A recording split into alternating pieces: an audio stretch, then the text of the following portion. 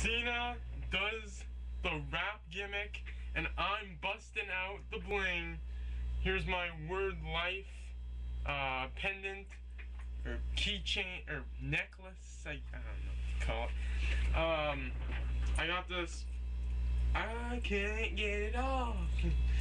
I got this at a house show, can't remember how long ago, but it says Wordlife, and it's, you know, like this. So, I'm sporting the gear.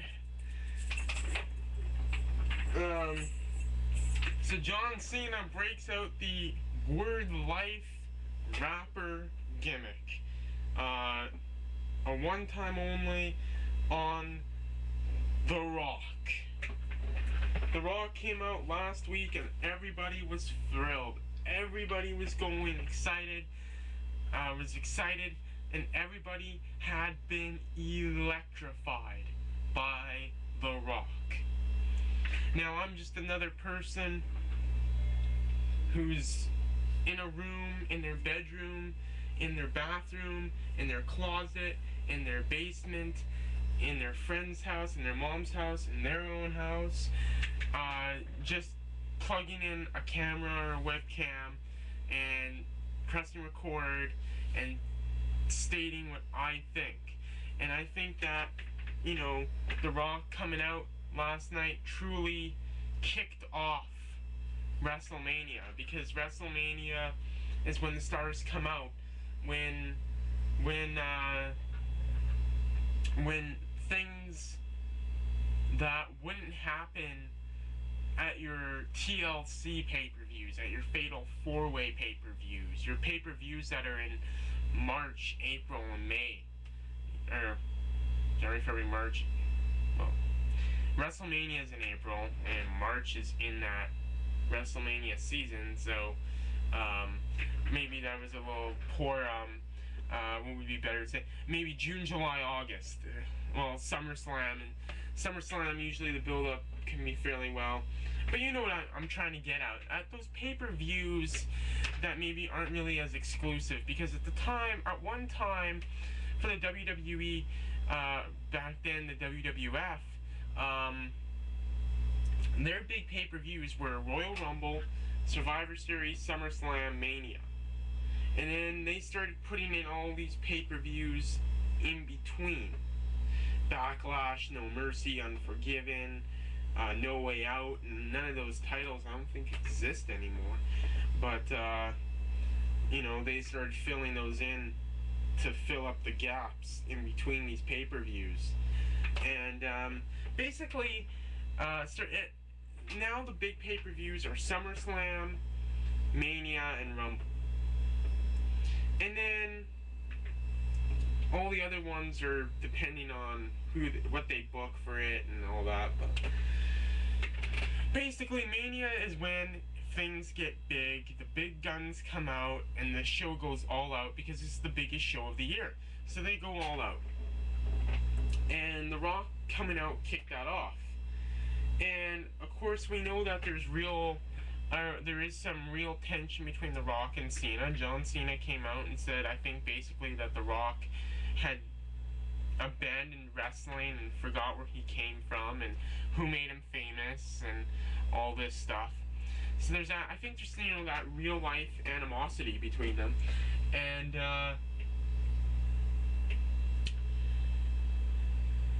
so Cena came out and he delivered a great rap, you know, and he delivered a rap with a lot of heart, a lot of feeling, a lot of passion, and it was amazing, and there's nothing bad to say about it. It was a great rap. If you haven't seen Monday Night Raw yet, which is about Thursday, I'm sure you've caught the replay by now, which there isn't any more replays, but you can probably always catch it here on YouTube. Someone probably has it up. And yeah, so pretty much there's nothing really to say about Cena's rap. Cena did a rap, and just for the fact that he came out with a lot of heart, a lot of passion, he entertained, People who've been saying Cena sucks for the last 7 years were saying go Cena go, lay down that rap, and he had everyone. And I think, much like The Rock, he had people eating out of his hand, because I think once he started rapping, people didn't want him to stop. Next topic. I really don't have anything else to say about Monday Night Raw, except Monday Night Raw kicked it into WrestleMania even more, and that's what has to be done. WrestleMania is at the top of this hill here, and Raw just has to every week push higher and higher up to this hill of WrestleMania. And when The Rock came, the build-up was here. After Cena, it was here. Okay, so we'll say WrestleMania's here. After the Monday Night Raw with The Rock, that whole Raw, it was about here. After the whole Raw with Cena doing his rap, it's about here. You know? And they just have to keep topping themselves from the week before. And this Monday Night Raw, we saw Orton and CM Punk. Excuse me. We saw CM Punk and The Rock, or CM Punk and The Rock. Yeah, they're scrapping Cena. CM Punk and Randy Orton. We saw CM Punk and Randy Orton. Their feud develop even more. Saw Waller and Cole. They went right to that build up, and of course they played it well, making Cole the coward by splatting the water in Lawler's face. Of course, now I don't know what you do with Jerry Lawler, because Jerry Lawler and Michael Cole cannot commentate together. If I hate a guy so much that I am willing to get fired just for a shot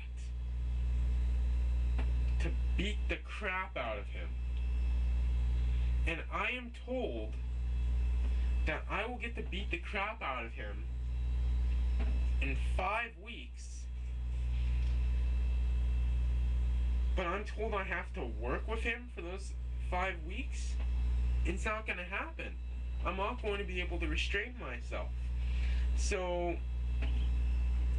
I don't think you can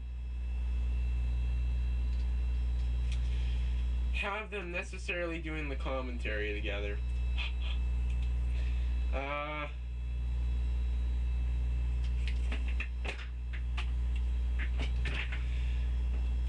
Del Rio coming out. Of course, they want to make sure he stays in the picture as the Royal Rumble winner. He's challenging for the World Heavyweight title, and they want to keep that fresh in our heads, so they had him beat the crap out of Kofi Kingston. Yeah, so Raw was good. They just need to keep raising the bar, and on their way to WrestleMania. Now, the Hall of Fame.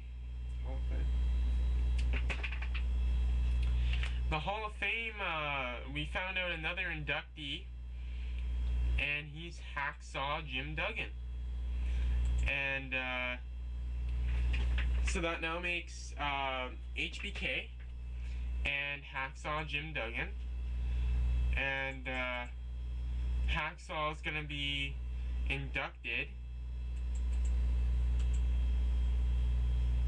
by Ted DiBiase. No decision yet, or I guess I haven't decided yet who's inducting Michaels. But yeah, Shawn Michaels is in, Hacksaw Jim Duggan's in, will be inducted by the $1 Million Man, Ted DiBiase. And we have to I wonder who else is going in that Hall of Fame. And just wondering, do you think it should be the Ultimate Warrior? For all you kiddies out there, And don't get me wrong, I'm not close to the 20 mark myself yet, so maybe I'm young, but I have family who watched wrestling in that 80s time. I've seen tapes, I've seen DVDs, I've seen promos, so I know the Ultimate Warrior. This is the Ultimate Warrior. If you do not know, this is the Ultimate Warrior. This is a figure of him. If you're not too sure who he is, this is the Ultimate Warrior. And he faced Hulk Hogan at Wrestlemania 6.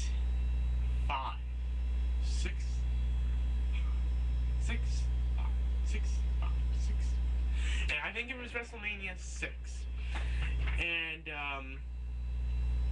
he was a big, huge guy. He was very, very muscular guy. He wore flashy tights with boots with tassels, and he ran down to the ring, and he was a big power guy, and he did really crazy promos, like he was on something all the time.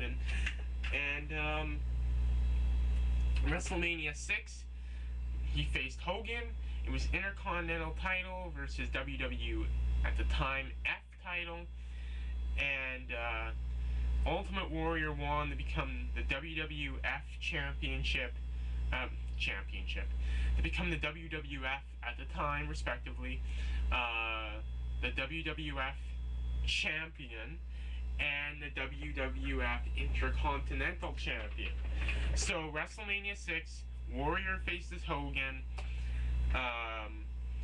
in a WWF title versus WWF Intercontinental title match.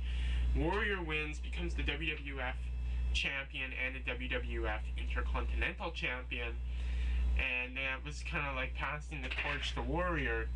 And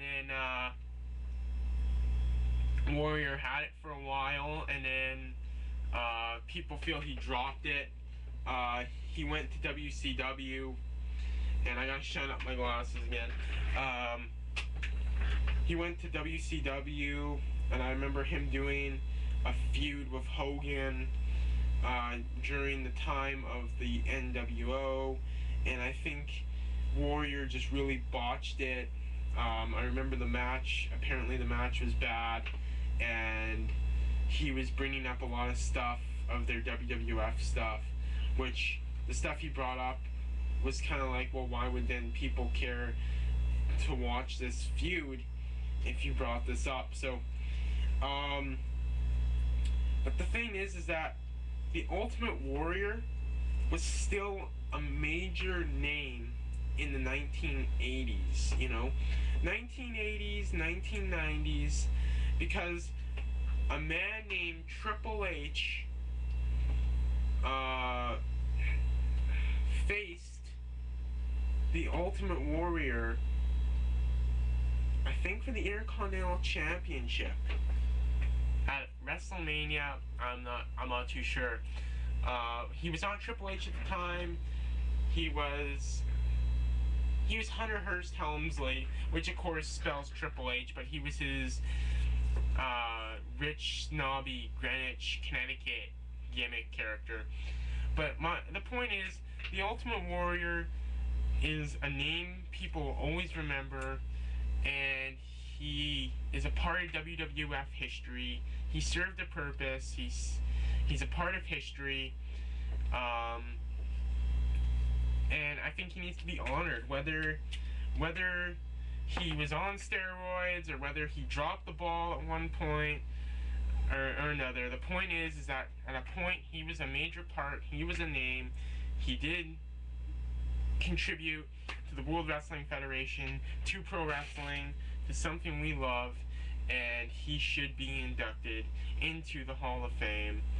And although I think he was offered it once and he turned it down, hopefully one day he'll be there. Thank you for tuning in. Catch you next time. Peace.